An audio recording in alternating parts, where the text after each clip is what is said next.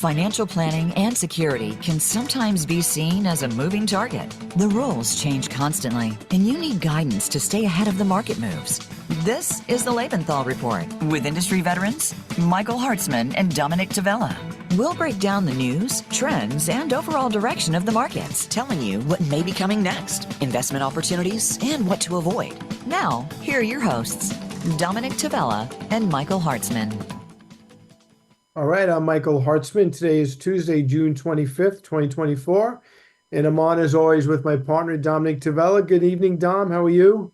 Doing well, Mike. No complaints on this beautiful summer day. How about yourself? Same here. Everything's good, thank God. No complaints. Broadcasting again from the home office, but everything is good.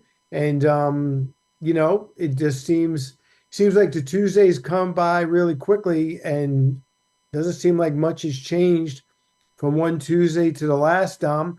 Last week was kind of a boring, quiet week in the market. I always like to take them. But I guess the question now is, we're coming up on the 4th of July.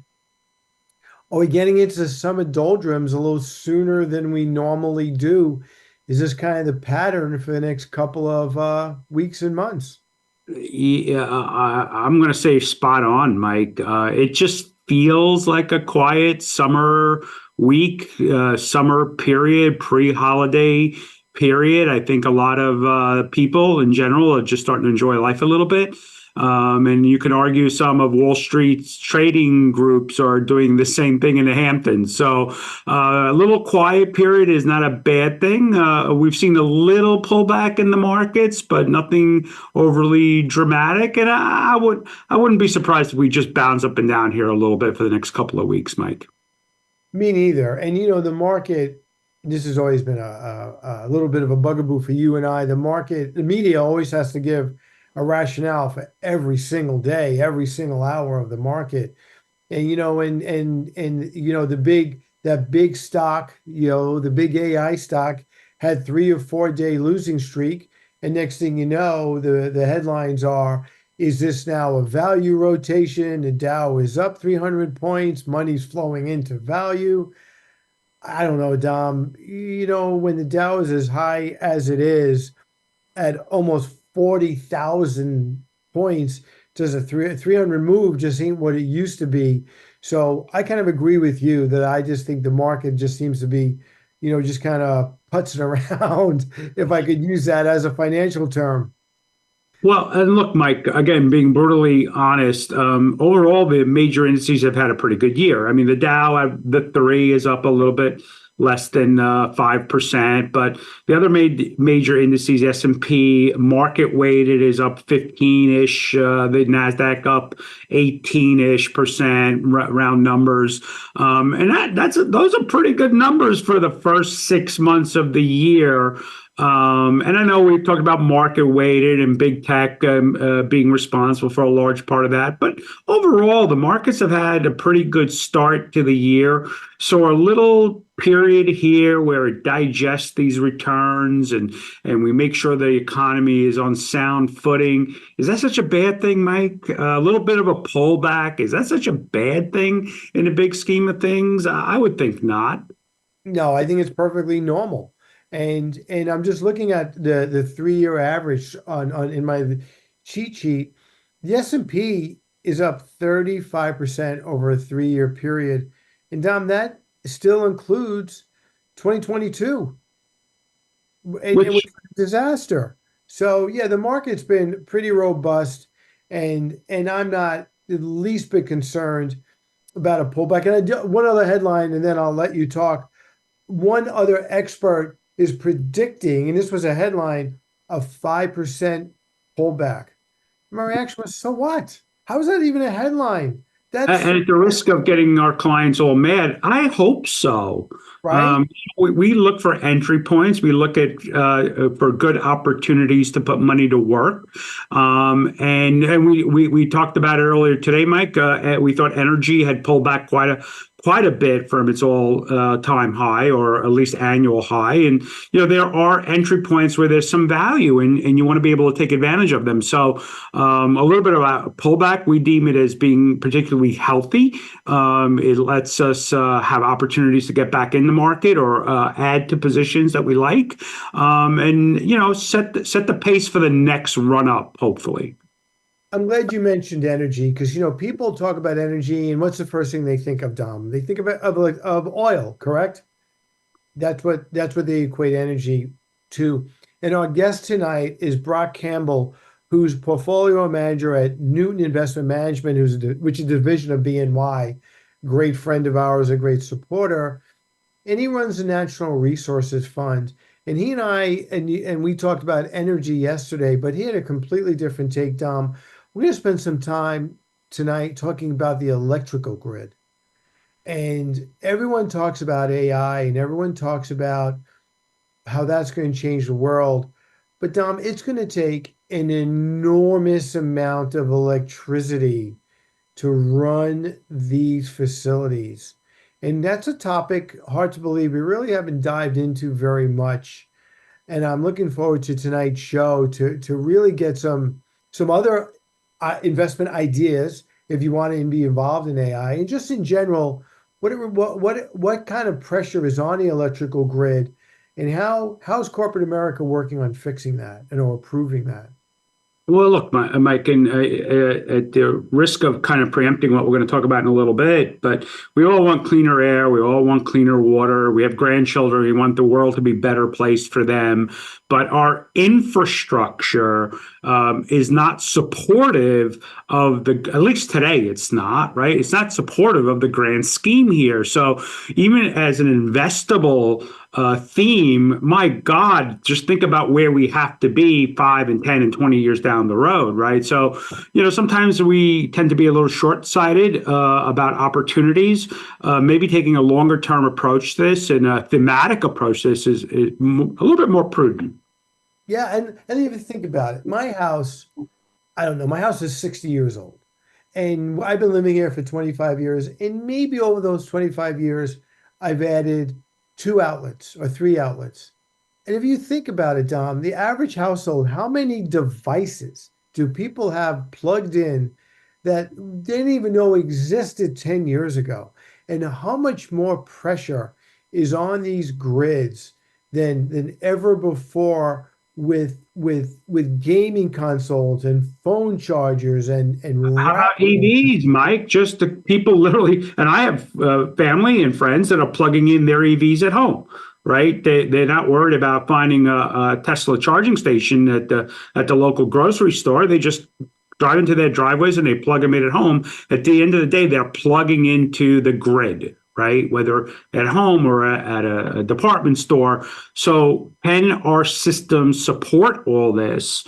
And again, we all want cleaner air and cleaner water and dealing with the prospects of climate. But we have to have an infrastructure to support it. And the governments always talk about it. And governments, I remember during the Trump administration, every week was infrastructure week, and somehow we always got sidelined. And I know Biden in his first or second year in office, if you know, correct me, they were going to do this big infrastructure thing package that got partially shot down. So everyone always talks about it, but I think at the end of the day, Dom, it is going to be the private sector. It's going to be corporate America, because you just cannot rely on the government to get their act together quick enough to build out these facilities and to tighten these structures up. Well, and again, I don't want to steal any of the thunder when we do get Brock on, but the Biden administration passed this massive infrastructure bill, a big chunk of money allocated to creating these EV charging stations, right? The private sector has built out thousands, if not tens of thousands of these, where you can basically pull into a department store and there'll be a lineup of plugins. The new infrastructure bill, I think it was passed a year ago, Mike. I think they've built a dozen. So we need the private sector to do this, and good for investors and good if investors make money because they actually get the job done. Absolutely. And then, before we go to the break, you mentioned quickly the economy. And look, there has not been any new news about the economy this week. But if anyone is thinking we kind of left that out there and you and I have any worry, again, tell me if I'm wrong, but I think you would agree that the economy right now is really on solid footing. and the headlines a week or two ago about interest rates not going down anytime soon is a result of the economy really being on fairly solid footing as we head into the summer. Fairly solid footing. And on the interest rate front, Mike, we watched, you love the word wonky, so I have to use it at least once every podcast, but we watched the 10-year Treasury rise from 3.8 to 4.7 in anticipation of what inflation might do. It's come back down to about 4.2%. So without the Fed doing anything, we've seen a pretty decent decline in the interest rate market environment. That is very healthy for the markets. I think that is very healthy for the economy. So we don't need just the Federal Reserve to play with the interest rates. The economy and the markets are adjusting accordingly as we go along. Yep, definitely agree. So why don't we take a quick break? We'll be right back with Brock Campbell, portfolio manager of Newton Investment Management, which is a division of BNY Mellon. All right, I'm Michael Hartzman, back with my partner Dominick and our guest this evening, Brock Campbell, portfolio manager of the Natural Resources Fund at Newton Investment Management, a division of BNY Mellon. How are you, Brock? Thanks for coming. Hey, Michael. Thanks for having me. Dom, thanks for having me. Yeah, I got to tell you, huge fan of the show. You are part of my daily routine now. In my morning run, I've been flipping on the pod.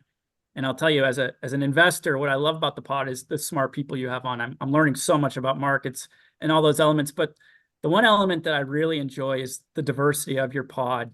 I listened to the financial inclusion one. I listened to the aging gracefully one. By the way, mom and dad, if you're listening, apparently we have to have a couple conversations about elements there. But the one I want to talk about, and give me 2 minutes to talk about, the Retain the Brain public service announcement. If you're listening to this pod right now, stop. Listen to the Retain the Brain one if you haven't done so. It was a masterclass. It was unbelievable what it told me about things that I already knew around sleeping habits, around working out. And I'll give you a little quick story. I have a Wi-Fi extender in my bedroom, and that Wi-Fi extender actually emits this little light. And I remember on that pod, he said, these little lights that you may not see, but your mind knows they're there, they actually hurt your sleeping habits. And I saw that little light, and as a result, I put that little thing under my dresser. So we're no longer having that light pollution. So I thank you guys for giving me that insight. It's been invaluable. Well, Brock, I'm just going to interrupt Mike real quick.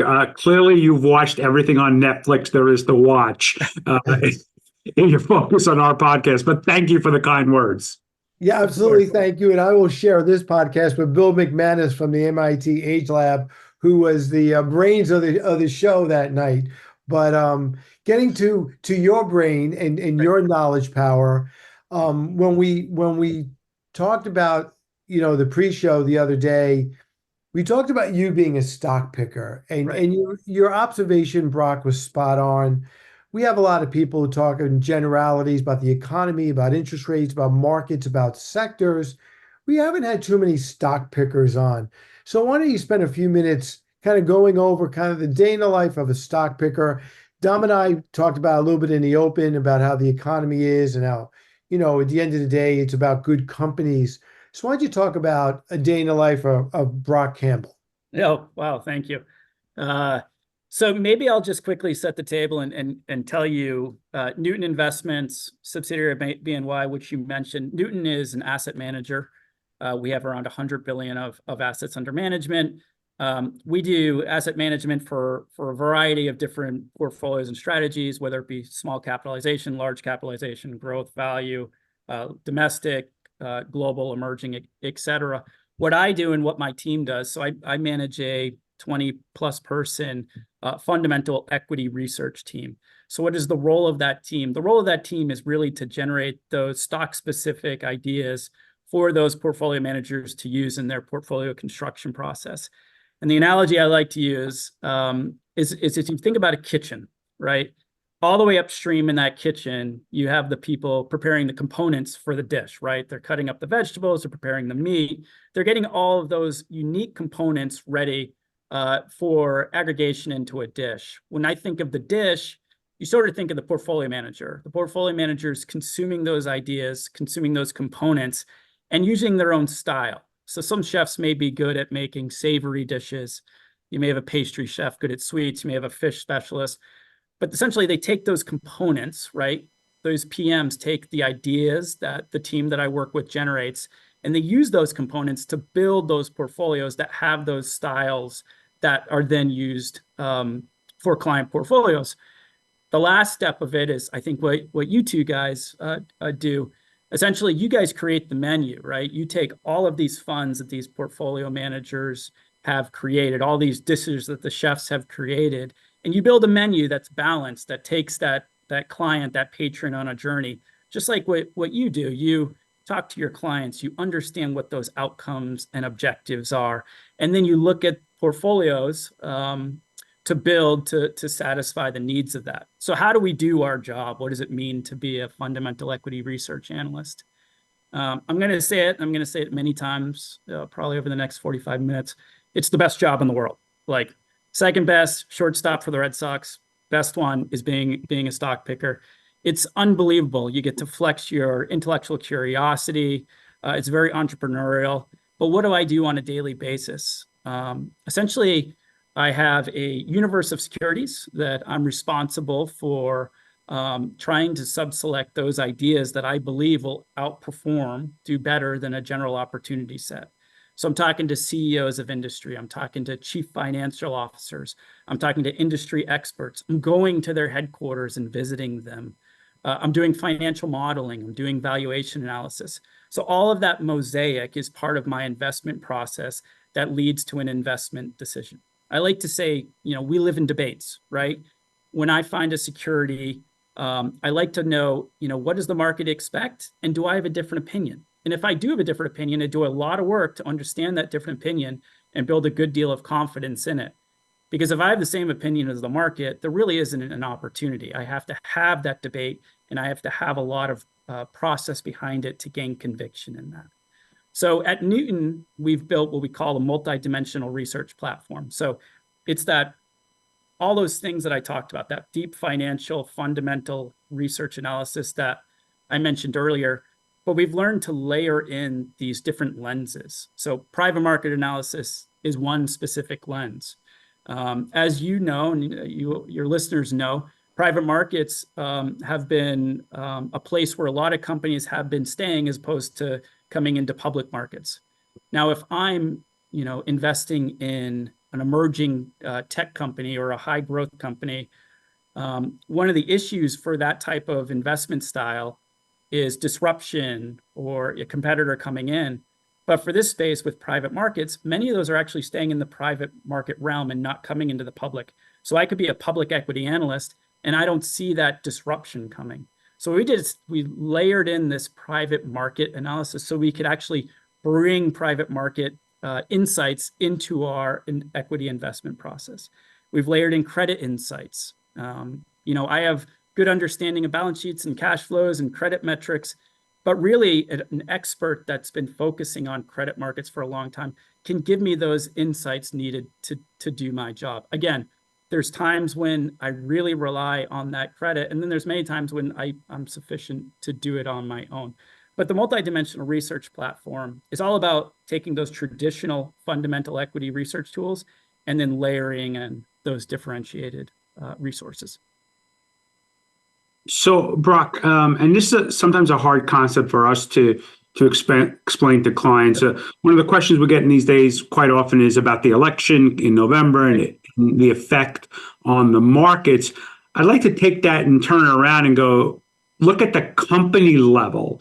Right. And at the company level, does it really make a difference who is president? And then / more important, isn't it more of a thematic, if we want to look at this at the macro level and then break it down to the company level, which companies are going to be able to take advantage of that situation?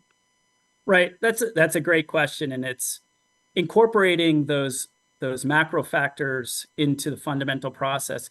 It's all going to be part of the mosaic. So when you look at the election, a lot of people will talk about the election and where they think it's going, and that's great. But the individual analyst in their investment process has to understand the impact of the different election outcomes. And that's our job, right? To say, okay, if this person is elected, then they are going to have these policies, and that's likely going to impact my investment case in this way. If this person's elected, same thing. Understand what the policies are, and then understanding those individual impacts at the stock-specific level. That's really our job, and it goes the same with where we think inflation's going, if we're going to have a recession, if we're going to have a hard landing, if we're not going to have a landing at all. It's really, and again, managing a 20-plus person research team, each one of us have our own interpretation of these macro factors, and then each one of us have our own investment process for understanding them and then showing up how they're going to impact that individual security. Brock, just to switch gears, sure, for 2 seconds, if we get a little more specific about, the stock picking that you did, you're on the natural resources team, and Dom and I have been around for a long time, and we hear natural resources. Dom, tell me if I'm wrong. We think about oil, we think about commodities, soybeans, grain, gold, silver. And lately, when we hear about natural resources, it gets tied into infrastructure. And inevitably, it gets tied into electricity and the grid, which is not man-made. It's not a natural resource. It's man-made, right? It's not part of the earth.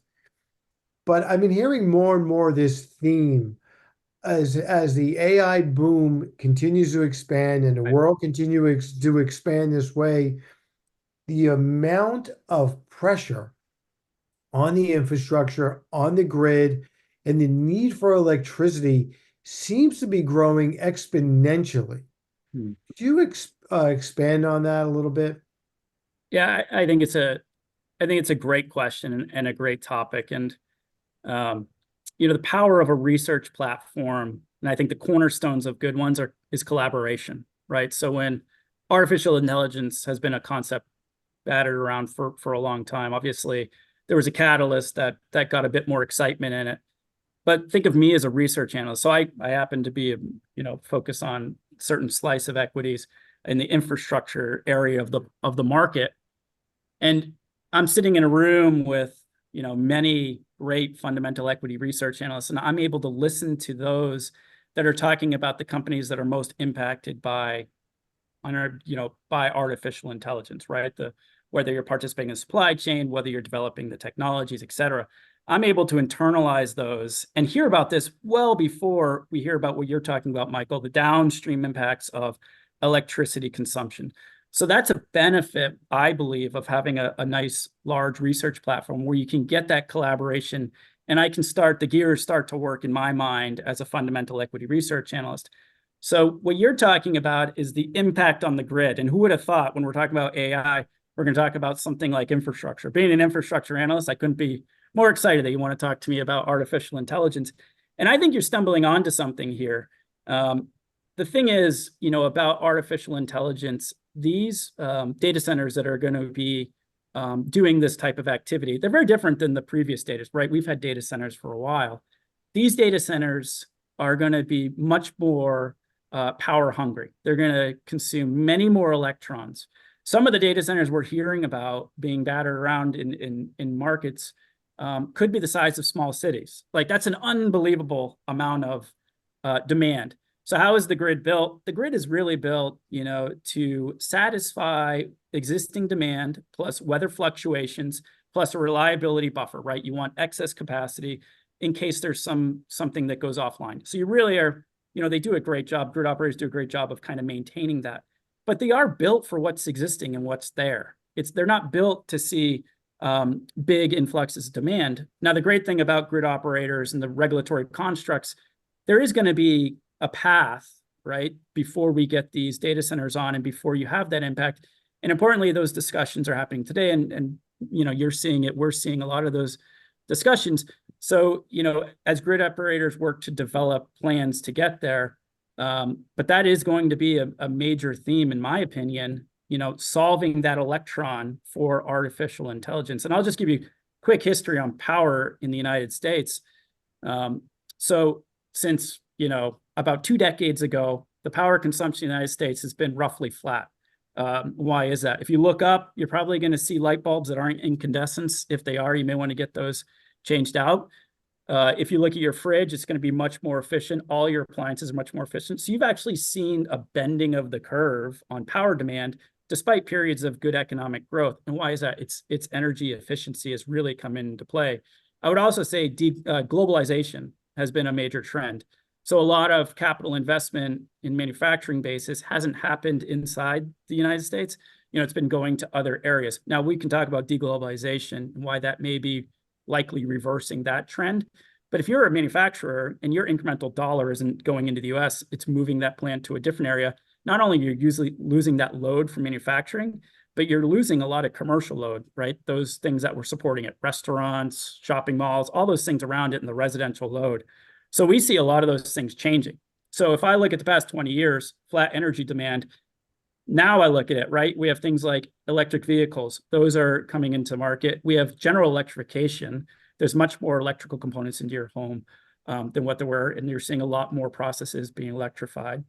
And then obviously you have AI, which is a brand new theme that not many people were talking about a couple of years ago, but are certainly going to be impactful on grids going forward.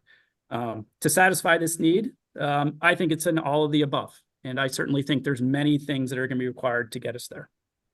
So Brock, your answer created about 14 more questions for us.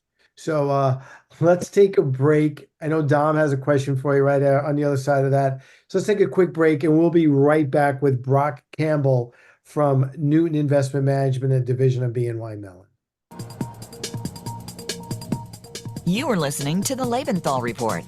If you have any questions or comments, please send an email to contact@lebenthal.com. Now, back to the Lebenthal Report. All right, I'm Michael Hartzman, back with my partner Dominick and our guest this evening, Brock Campbell, portfolio manager at Newton Investment Management, a division of BNY Mellon. He runs the Natural Resources Fund, among other things. Dom, I know Brock's answer had both of our heads spinning a little bit, and while you still have it fresh in your mind, let me throw it back over to you for a follow-up question. Yeah, I appreciate it, Mike. I didn't read that book yet on memory and brain health, so I gotta get it off my chest right away. So, Brock, all jokes aside, of natural resources. I mean, you think about what you're discussing and how much copper are we going to need, and how much steel, and how much aluminum, and I can go on, lithium, right, for the batteries. Who, what, where are we looking at in terms of opportunity for who's going to produce and manufacture and deliver the raw material just to even start having a conversation about building this thing out? Yeah, I know we're building stuff again, Dom. It's pretty exciting and interesting. And I think you hit the nail on the head when you think about the collaborative element of a research platform. Now you're bringing in your materials, your energy, and they're starting to see, okay, the path of electrification. What does that mean for these key commodities?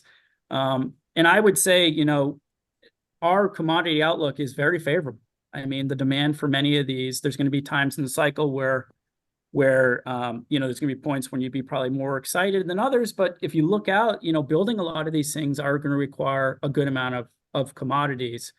And then if you kind of think of the other side of it, it's going to require a good amount of, molecules, whether it be natural gas, to really kind of fire a lot of these things that will be powering on the other side. So I think that's, we kind of touched on in the start what it means to be a fundamental analyst, but it's all about internalizing all these data points and pulling on these threads.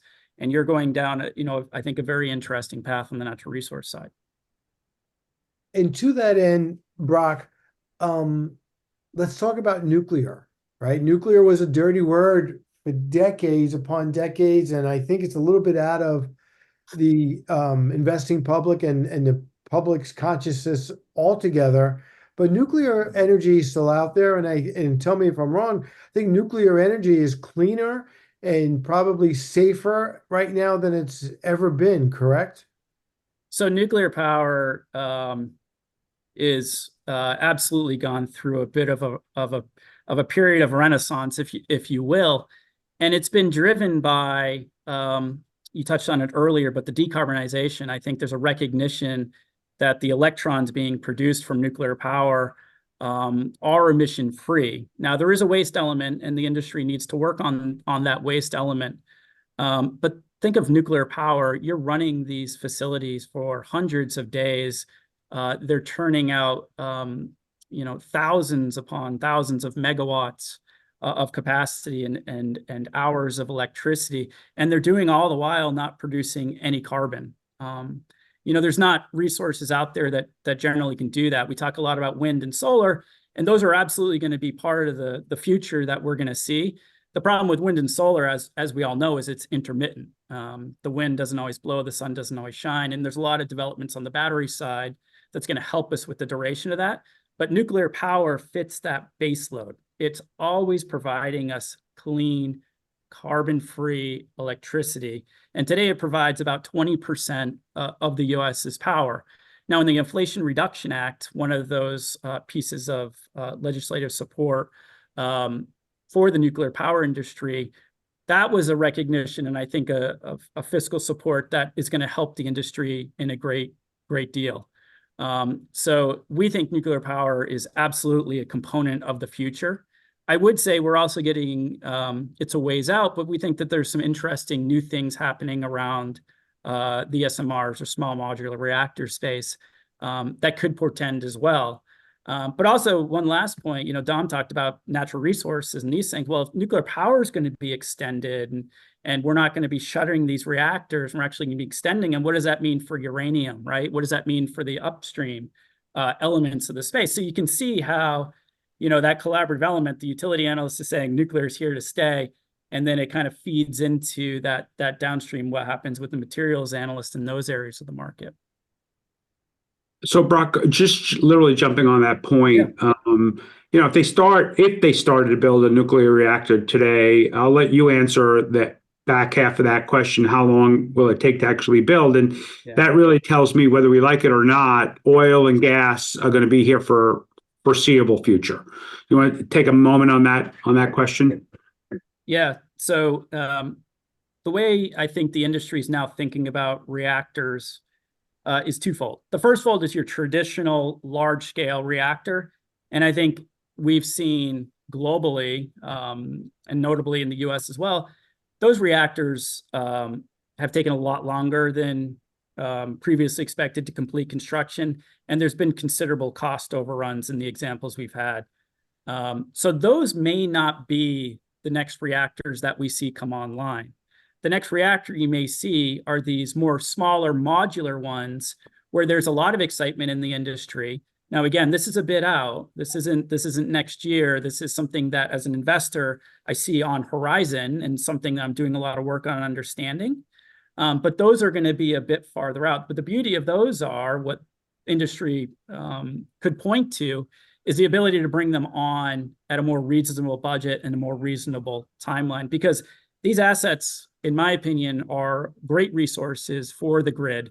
And the more that we can bring on, the better. And that was the power of the Inflation Reduction Act. If you think of the US market, we had been closing a lot of these facilities, but that action and other actions have now supported the industry. And it looks like, many of those reactors are going to stay on for a considerable amount of time.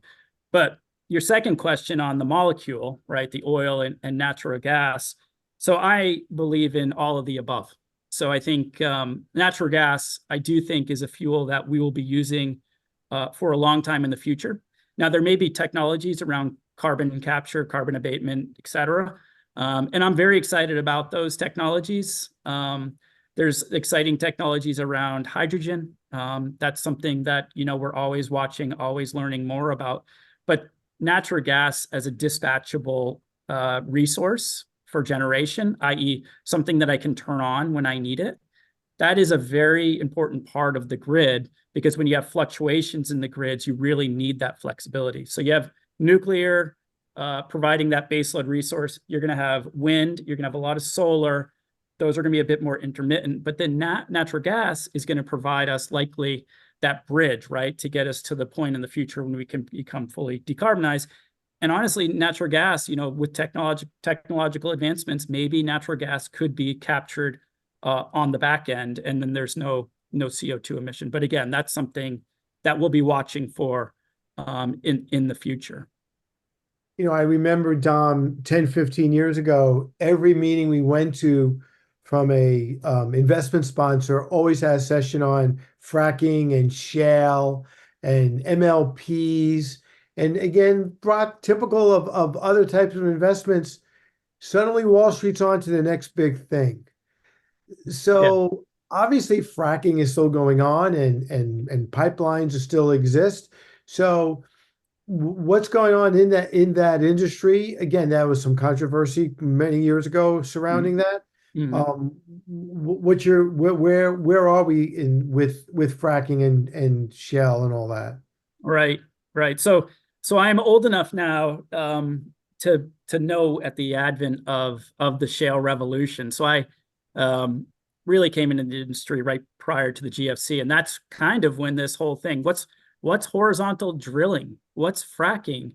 So I really came in that period.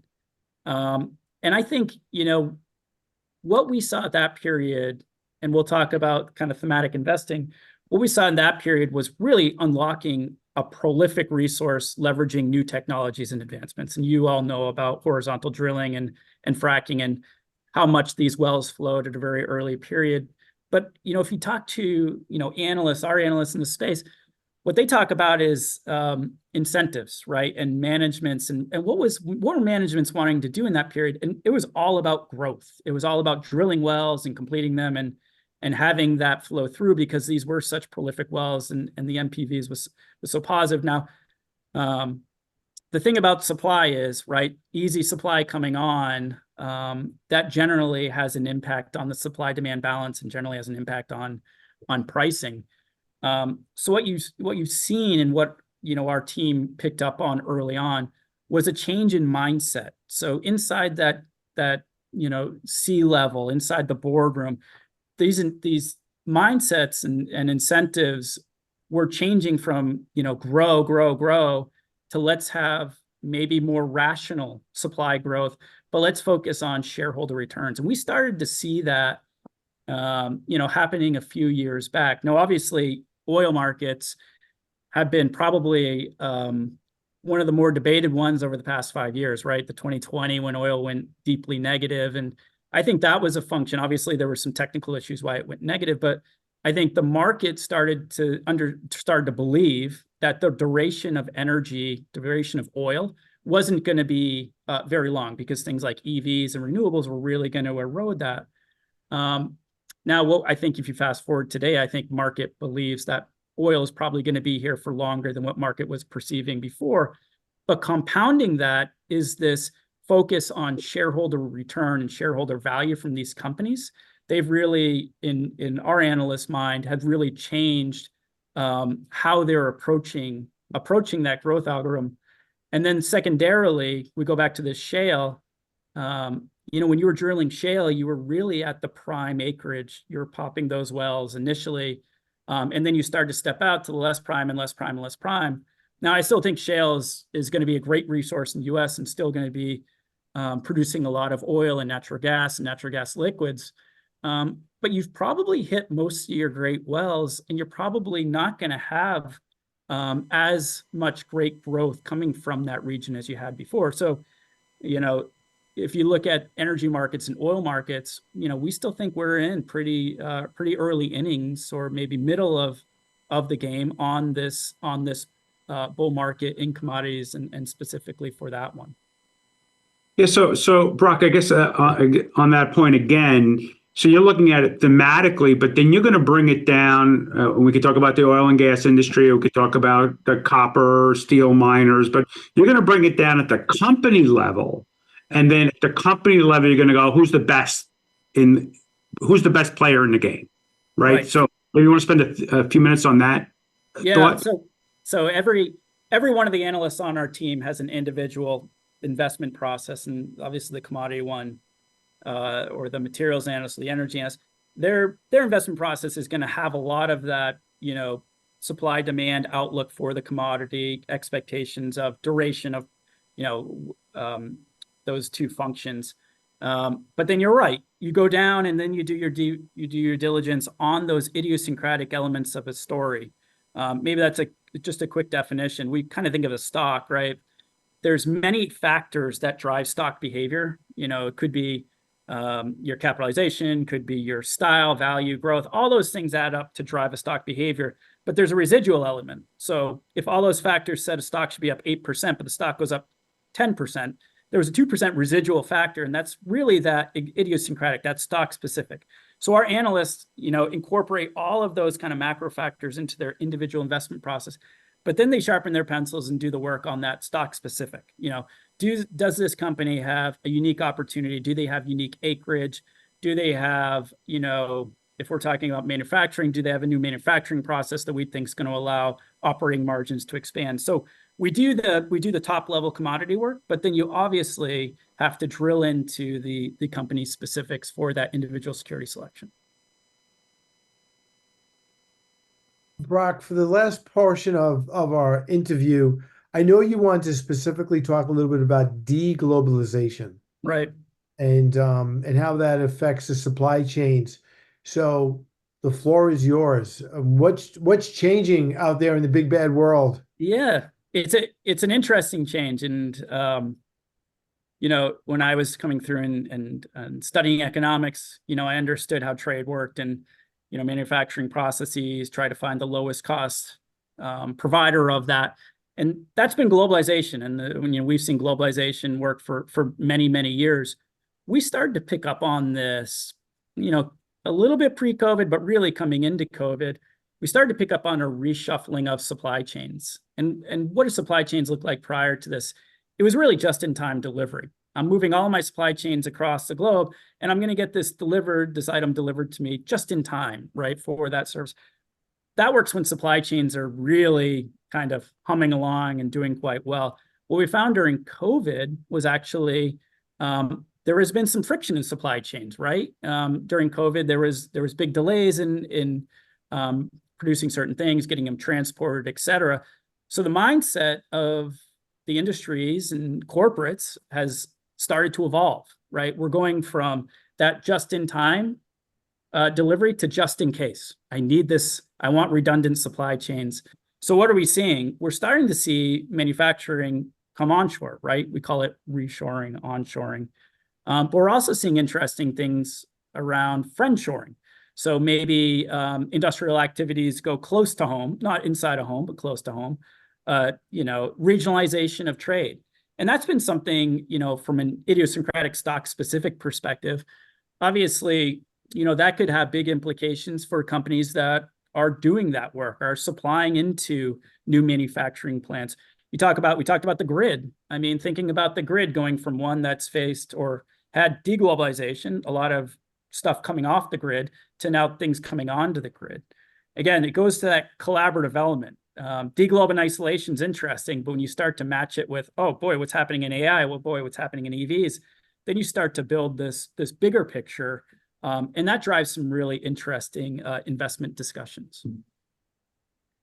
So staying with that theme, Brock, my apologies if I get a little wonky here, but a lot of the rare earth minerals that we need, battery technology and EV construction, was coming out of China. So recently we've had some really good news. I think a big find in Norway, and I know here in the US as well. Does that give you a little peace of mind that maybe we're not going to be completely dependent on China for some of these materials?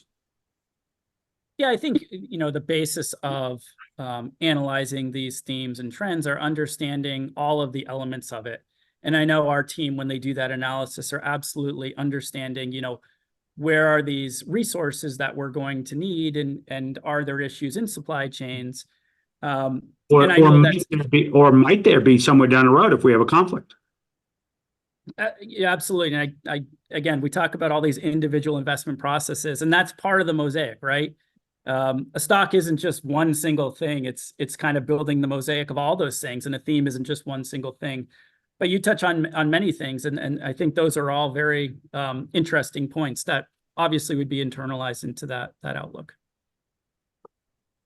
So other than how the pandemic changed the supply chain from just in time to just in case, is that also part of the trend we're seeing now with all these last mile warehouses popping up all over the country, where there is this sudden trend that we can't rely on getting something from across the globe. We have to rely on getting something across town. So the distribution build out, and something we talk a lot about, obviously, is the consumer and consumer changes and consumer preferences. I remember a day, way back when you didn't have that opportunity that you're talking about, Michael. But it is amazing kind of how the consumer has evolved over time. And it's interesting, we talk about the Brain podcast, and it kind of drives me back to consumer changes. But, we are changing as consumers, and we do have a different existence today than we had historically. We know so much more. We have access to so much more. So I absolutely think, those elements are part of it. That is probably more of a consumer change than I would say a supply chain change. So I guess what I'm talking about is more bringing those supply chains closer to home, as opposed to the necessarily distribution. But that certainly is a phenomenon that we're seeing as consumers. I mean, it's Dom, and I'll let you go in a second, but there's no doubt. I remember a couple of months ago, I was running around to Target and CVS and all these different stores looking for a brace because I pulled a muscle and I couldn't find it anywhere. And then I'm sitting in my car like a dope. I just went on my Amazon app and it was in my house an hour and a half later. And, so I went from driving around to all these different stores, and then why didn't I check Amazon first? Maybe because I'm old and I'm just used to driving around looking for what I need. But there definitely is a change in consumer behavior, which I think is infiltrating, everything that we do. Dom, do you want to try to get in the last point or the last question? Just more, I think we all kind of learned our lesson in general with COVID, and the diversification, the globalization of the supply chain. I think overall is a positive, right? But as a thematic investment, you look at which companies can best take advantage of it and deliver that package to your front door, Mike, or produce that package in an area of the world, or better in this country if possible, where we may not have as many hurdles to jump over to get that product to the front door. Anything to add to that, Brock, or did we kind of cover that? Yeah, no, I think you did. I think if I could have one closing comment, going back to the Brain, because it was such a good one. So I was in our investment meeting, and looking around our investment floor, I looked at people's hands and their wrists, and they all have these weird things. They all have these electronic rings and these wristbands and these watches, and I was like, what are all these things, right? What are people wearing? And they're all tracking their sleep. And we talk about the consumer and changes of consumer. I remember a day when on the floor we used to talk about restaurants and the game the night before. Now all people do is talk about how good their sleep was, right? And how important that is. And then you see changing consumer habits. Alcohol consumption down. Well, why is that? Well, people are now more health conscious. And, as a bottom-up fundamental equity research analyst, why it's such a great job is because I get to flex that intellectual curiosity. Well, if everyone's wearing these devices and everyone's concerned about their health, well, what does that mean for the device manufacturers? Maybe there's an opportunity there. What does it mean for the healthcare companies? Is this, what is this going to do for them? What does it mean for insurance companies? So this conversation's gone over many different topics, but I just want to get that across, that being a fundamental equity research analyst really is the best job, because I get to take these insights that I may hear on a podcast, and then I get to apply them to investing, and maybe they're an interesting topic, maybe they lead to investment opportunity, maybe they don't. But it really is the pleasure and joy of being a stock picker. It is the best job, and having conversations with you guys on these topics, I know you guys are investors and love what you do as well. Well, go ahead, Mike. No, you go ahead. Just kind of putting a bow on it, the idea that these thematic ones don't develop in a day or a week, right? This is not the hot stock of the day that's going to double overnight, but these themes over periods of years, and sometimes it takes decades, can actually be very, very profitable. And my other point, you mentioned, I think the device you're talking about I think it's called the Whoop. But 5 years ago, Brock, we all had Fitbits on. And is anyone wearing a Fitbit now? So yeah, you see these trends, but you have to be careful because if you jump on the first one, you may be too early. And that's your job. You got the hard job, right? Because that's your responsibility to make sure you're not too early. And Mike, if you didn't buy any of those devices and stayed with a single malt Scotch, you'd be just fine. So thematically, there are alternatives to all those electronic devices. Just saying. Well, on that note, Dom, I mean, I can't follow up a single malt Scotch. So A little is always good, Mike. So I think we're good, Brock. we really appreciate your love the subject, Brock. Thank you for giving us some insight. Love to have you back one of these days. Yeah, thanks for having me, guys. I look forward to the podcast after this one because I'm not going to listen to myself. No one wants to hear them speak. But the one after this one, I'll be sure to listen to.